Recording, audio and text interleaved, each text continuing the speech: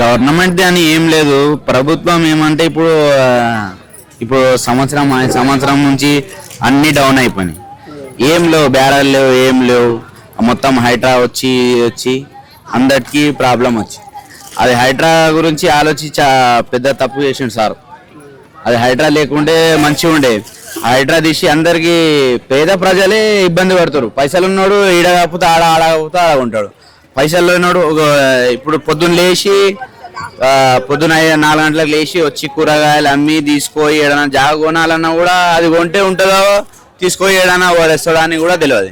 ఇంత కష్టపడి పేదలకే మొత్తం ఇబ్బంది ఉంది. పైసలు ఏం ఇబ్బంది లేదు. పైసలు ఉన్నాడేంది ఈడ పోయి ఆడ కొంటాడు. ఇప్పుడు ఒక్కొక్క రూపాయి చేసినాం, కష్టం చేసినాం, అది చేసిన పైసలు రెక్కల కష్టం మొత్తం వాడు తీసుకోవాలి. ఎక్కడ ప్రభుత్వం ఎక్కడ ఇదైతే ప్రభుత్వం ఏంటంటే పేదోళ్ళని అంచాలి. డబ్బులోడు ఏడైనా బతకగలుగుతాడు, పేదోడు ఏడా బతకాలి. ఇట్లా చిన్న ఉంటాయని పేదోళ్ళకు మంచి చూసుకోవాలి. పేదోళ్ళు ఎప్పుడు సహకరించిననుకో పేదోడే అందరికీ సాయం వస్తాడు. పైసలోడు సాయం రాడు. నాతో పైసలు ఉన్నాయి నాకెందుకు రాబోయే వేరే సాయం, నా దగ్గర అందరు నా దగ్గరకు వస్తారు. పేదోడు ఎవరి దగ్గర పోవాలి? పేదోళ్ళని ఫస్ట్ చూడాలి. పైసలు ఉన్న ఎవరైనా చూస్తారు, పేదోళ్ళని ఎవరు చూడాలి? ఫస్ట్ ప్రభుత్వం ఏమో పేదోళ్ళకి ఫస్ట్ ప్రిఫరెన్స్ చేయాలి. పైసలు ఉన్నాడు ఏడైనా ఇది చేస్తాడు. ఈడ పైసలు ఉన్న పిల్లలు అందరూ మంచి స్కూల్లో చదువుతారు. పైసలు ఉన్న గవర్నమెంట్ ఎడ్యుకేషన్కి ఫ్రీ చేయండి. బస్సులు ఫ్రీ చేసి ఏం చేస్తారు? ఎడ్యుకేషన్ ఉంటేనే మన గవర్నమెంట్ మంచిగా ఉంటే ఏదైనా మంచిగా వస్తుంది. మన ఎడ్యుకేషన్ అంతా మన గవర్నమెంట్ స్కూల్ చూడండి ఎట్లున్నాయి, ఏం లేవు. ఇప్పుడు అందరి మంత్రుల పెద్ద స్కూల్ ఉన్నాయి, మన గవర్నమెంట్ స్కూల్ ఏమున్నాయి?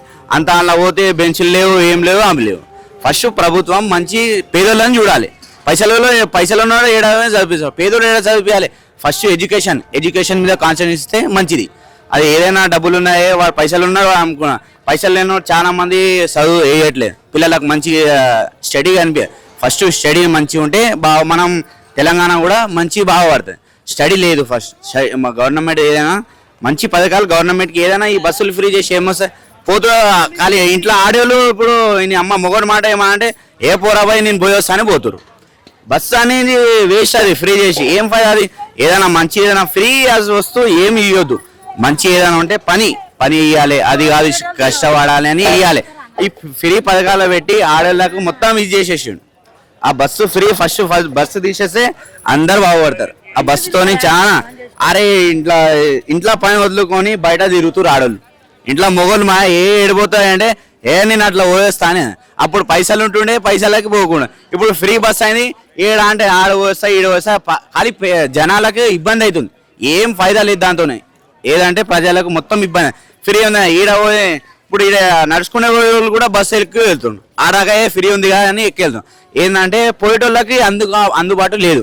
ఫ్రీ ఉన్న వాళ్ళు ఫ్రీ అని పోతారు అంతే తప్ప ఏది లేదు. ఆ బస్సుతో ఏమి ఉపయోగం లేదు.